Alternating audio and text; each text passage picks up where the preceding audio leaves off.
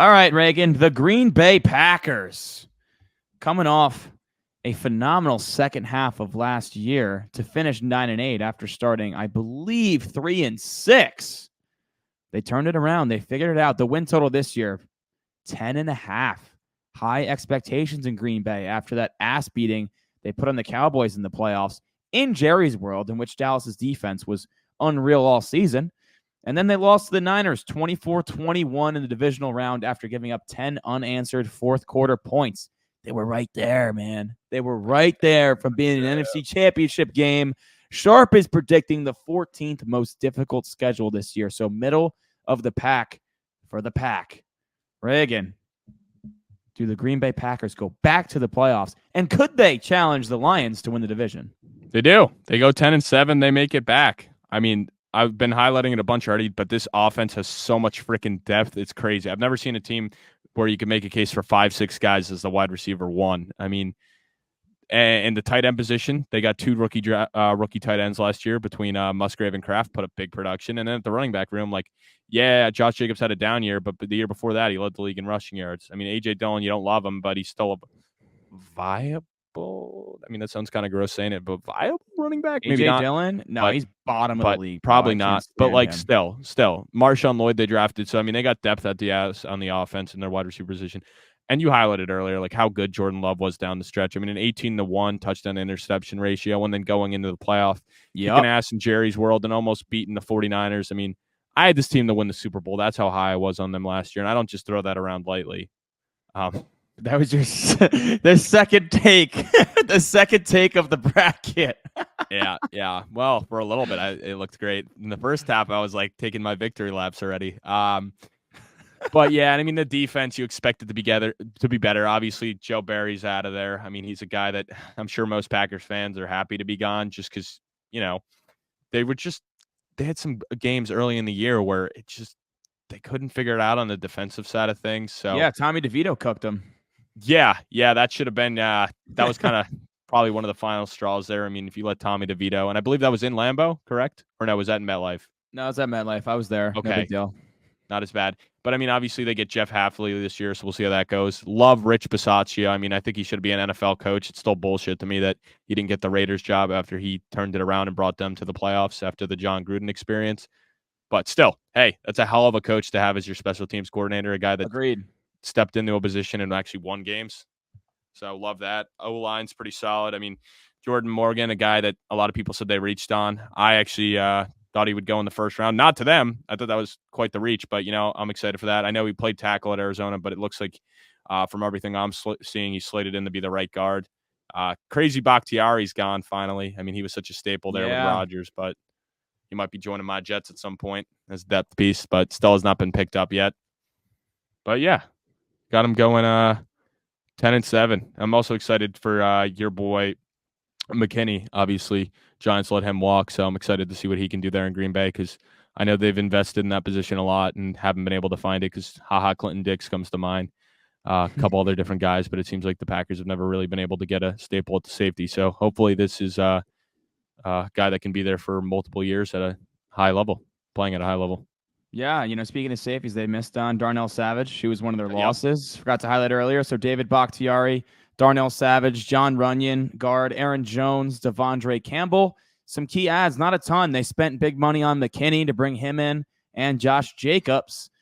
I got the Packers at 11-6. I'm buying into what we saw from the Packers the second half of last season and not the first half because that's really when the offense found their footing and Jordan Love was an elite quarterback. Mentioned earlier, 70% completion rate, 18-1 touchdown interception ratio, 6-2 as a team in the final 8 starts. This young wide receiver core is awesome. Jaden Reed, 64, 793 yards, 10 touchdowns. Dobbs had 59 catches, 674 yards, 8 touchdowns. Dontavian Wicks, for a fifth-round rookie, was also great. Christian Watson only played in 9 games. Again, those hammy issues, but he says he thinks he figured it out. His one leg was a lot stronger than the other, so he had to focus on strengthening the other leg so his body became more balanced. which is why he kept pulling Yeah, his I mean, hammies. I'd So say we we'll could all take a see. tip from that, right? I mean, we all got to give the left a chance, right? For you righty dominants and vice versa. We could all probably take a tip from him on that. Yeah, I think certainly we all could. Josh Jacobs ranked 48th out of 49 running backs in explosive play rate last year, was also towards the bottom of the league. I believe he was bottom 4 in yards after contact among the likes of Damian Pierce and Jamal Williams. So that's not good. A lot of wear and tear after that 2022 season, which he led the league in rushing. They need the 2022 Josh Jacobs. Maybe not at that level, but better than last year. Maybe a step below that 2022 level, because this offense is going to be so high powered. Their offensive line was great. I mean, the Green Bay Packers, their whole starting offensive line, they don't have a single first round pick on it. They were second in ESPN's pass block win rate last year and third in pressure rate allowed. That is crazy. I believe their left tackle was picked in the 7th round like 2 years ago, and he's great. I mean, this offensive line is awesome.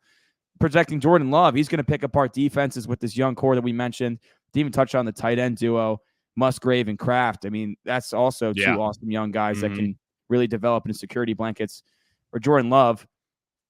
My biggest concern for this team would be defensively, because they are projected to face the most difficult schedule of opposing offenses, according to Sharp, which could be an issue. But you mentioned Barry's gone, and this defense, you can't deny, is loaded with talent. First round picks littered everywhere. They were 7th in pressure rate last year, so they're getting pressure up front. Rashawn Gary was great coming back after he blew out his knee in 2022, had 9 sacks. Preston Smith had 8 sacks. They were so productive that Lucas Van Ness, who they took in the first round last year, was more of a rotational player. Didn't provide much as a pass rusher, but he was really good against the run. So they got depth up there. Devontae Wyatt, who they took out of Georgia the year prior, 5.5 sacks and a great 15.7% pressure rate from the interior, next to Kenny Clark, who's still that dude with 7.5 sacks. I mean, the defensive line's great. The secondary, that's where the question marks are, particularly at corner. Jair only played 7 games last year. He was good, but 7 games, had the whole debacle with the when he went out there as a captain, he wasn't supposed to, and then got suspended for a game. Like, that whole weird thing happened. Eric Stokes, who they took in the first round of 2021, which showed a lot of promise early on. He's only played 12 games the last 2 seasons.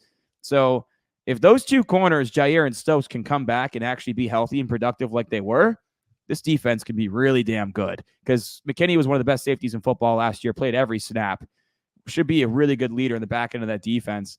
But yeah, I mean, if those corners are good, the defensive front is going to get after the quarterback, and the Packers can be a really dangerous team. I think they're a legitimate Super Bowl threat, not only in the NFC, like Super Bowl threat. If Jordan Love continues to develop off what he did last year, and this defense can hold their own and stay healthy, this should be a really good team. I like that they had Edgerrin Cooper in the 2nd round too. He was a really good blitzer at Texas A&M from the linebacker position, and the Packers blitz at one of the highest rates in the league too. So I think it was a great fit. They lost Devondre Campbell, so they need some juice in the middle of the field. Love that pick. Javon Bullard, they took in the 2nd round of safety. He's a great deep safety, has ball skills, can play that center field position, if you will. So I do like the additions that they made. Right? Edgerrin Cooper? Edgerrin Cooper. Edgerrin Cooper, get off the edge. Edgerrin Cooper. It's within the name. You know he's going to be good off the edge. Yeah. Yeah, so I got the Packers 11-6, man. I do not have them, teaser, winning the division, but this team is a legitimate threat to win the division and potentially, even as a wild card team, make a run of the Super Bowl. Yeah, I mean, I'm sprinkling on them not to win the Super Bowl, but I am throwing them on it to make the Super Bowl at plus 800. Them and Philly are the 2 teams that I'm going to throw some money on before the season starts to make it out of the NFC. I hate the 49ers value at plus 250, so not going to touch that. Obviously, we know they can get back there, but I'm a little greedy boy, so I'm not going to be doing that. And then from fantasy perspective, I just, like we said earlier, I mean, you want to go and you want to snag Marshawn Lloyd late in your best ball drafts. Dynasty, he must be picked up. Redraft, definitely pick him up. And at the tight end position, I think Musgrave and Kraft, I mean, it's going to be a little bit of a 50-50, a lot of 2 tight end sets. But if one of them is to miss time, I mean, the other guy that's healthy, I view as a top 12 tight end. So if you don't have one of those top end, top 5 guys that they're studs, I mean, whoever's healthy is a plug and play guy every week, in my opinion. So if you have kind of one of those tight ends you're taking late, these guys might be one to stash at your bench and hope that they become the full-time guy. Yeah, really young roster, a lot of promising young pieces. We'll see who develops as that top guy in the offense, Reagan. If anyone develops, it might just be spreading the ball around. Everyone has a good time. Everyone scores. Everyone gets the ball. They have a good Yeah, season. man. All right. Well, I'll tell you, dude, in the best ball drafts, even I've been targeting Wicks, Heath, Melton late because I think they're going to be involved. Like, there's going to be weeks where they're the guy. So in best ball, that's the perfect thing. If I have one of those guys who say it's Heath's week and he goes for 4 for 80 with 2 touchdowns, hell, I just spent my last pick on him, but he just got me 22 fantasy points. So, Yeah. that would be great. Sorry, quick math. It's hard sometimes, Quick math. Gotta Yeah. get the old calculator going in the brain. Even Bo Melton, former Rucker star. He had some big games towards the end of last season when some guys were hurt. So, yeah, this is a really fun offense with Jordan Love. Your MVP for the Green Bay Packers. Come on. Jordan Love. Yep. We don't have to waste much time there. Your X factor. Yeah, I mean, my X factor, it comes on the defensive side of the ball. Obviously, the offense, we talked about how stacked it is already, but I went back and forth between a couple guys, but I ended up landing on McKinney. I mean, like I said, they just haven't been able to find stability at that safety position. We know the corner room's good. Jair's a stud, but we need McKinney to, he proved last year with the Giants that he's all pro caliber level safety. So with them giving him that big contract, slight overpay in my opinion for the safety position, but still, I think he ended up fetching $20 million a year. He is the X factor. 18. You need to prove 18. Okay, but he needs to be the stabilizing force in that back end, big tackle guy. I know I think he ended up having a couple sacks last year too, as well. But he was a stud in coverage, absolute stud in coverage, great tackler, played every damn snap, which is so rare. Yeah. And he could even get after the quarterback and blitz the quarterback. He's an all-around great safety. So that's kind of why he's my X factor, that he could hopefully be the stabilizing force that they've swung and missed on a couple times. And it's also crazy just looking at the defense. I mean, they're probably one of the few teams that have 6 former first-round picks on it, and they're not even close to being one of the best defenses in the league. That's the crazy part to me. On paper, they should be. Like, if their new DC figures it out and everyone stays healthy, like, they have the potential to be a top 10 unit for sure. But I went a different route with my X factor. I get why you picked McKinney in the regard that it's a position they've whiffed on so much, but I think McKinney will be a steady presence back there. He's durable, and he fills a huge hole and be a leader because he was a captain for the New York Giants as well. I'm going to go Jair Alexander. He's been regarded as one of the top corners in the league previously, just hasn't been able to stay on the field and be consistent the last 2 or so years. If Jair Alexander can return to a top 5 corner, even a top 10 corner, the ceiling for this defense just gets so much higher, in my opinion. Yeah. No, that's a great pick as well. I mean, it had to be on the defensive side of the ball. Yeah. And we kind of know what Love is. They have a lot of talent out there. The defense is the one with the biggest question marks that'll be holding them back. Rookie of the year. Tough. They had a weird draft. Yeah. They had a weird draft for sure. I mean, Jordan Morgan, he can play tackle guard. You said he looks like he's going to be playing right guard. Edrin Cooper, I mean, that's my pick just because I think he has the biggest impact. Even though Javon Bullard, he's a deep safety. I don't know if he'll get on. Marshawn Lloyd buried behind. I'm gonna go with right now. What I'm taking. No, that's what I'm taking. Marshawn Lloyd. Yeah, dude, because I think by the end of the year he's a starting running back, and I think they're gonna be a playoff team, and I think he's gonna have an Aaron Jones type impact come down the stretch when they're in the playoffs. Games are getting cold. Josh Jacobs is.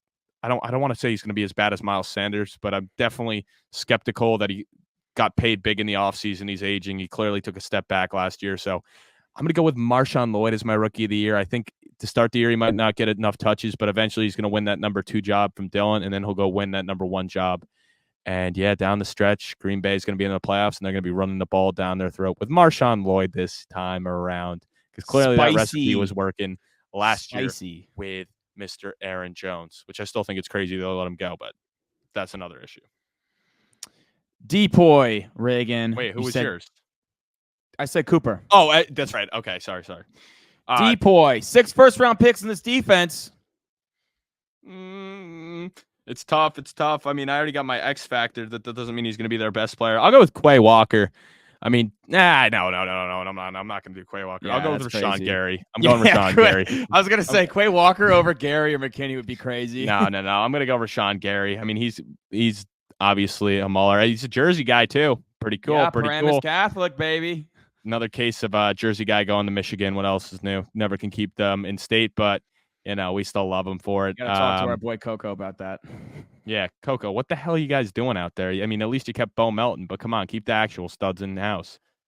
But yeah, I'm gonna go with Gary. I mean, no brainer here. Nah, I shouldn't say that because you could make a case for McKinney as well. Yeah, I Or had Gary Jair.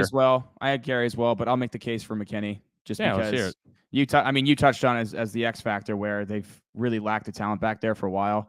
Swung and missed on a lot of guys. He can be a leader of the defense. He's going to play every down and can really direct any young players that are on the defense and be that hard-nosed player in the run game and at the back ends because he was phenomenal covering tight ends for the Giants, like really awesome. I mean, look at what he did against TJ Hawkinson in the 2022 playoff game. I mean, it was awesome to watch. So I'm really, really upset that he's gone, but the Giants, given the state of their roster, we're never going to pay a safety $18 million. It is a big pay for a non-premium position, but for a guy that's as durable and reliable as McKinney, that's also a leader, you can justify it that way. So you can make the case for McKinney in that regard. Druck, what is your lock? The night. My all-time favorite. All-time favorite. My boy, or once was my boy, Josh Jacobs, to have 1,000 rushing yards and 500 receiving yards in the regular season, plus 700. Very doable. Very, very doable. You know what I like about that?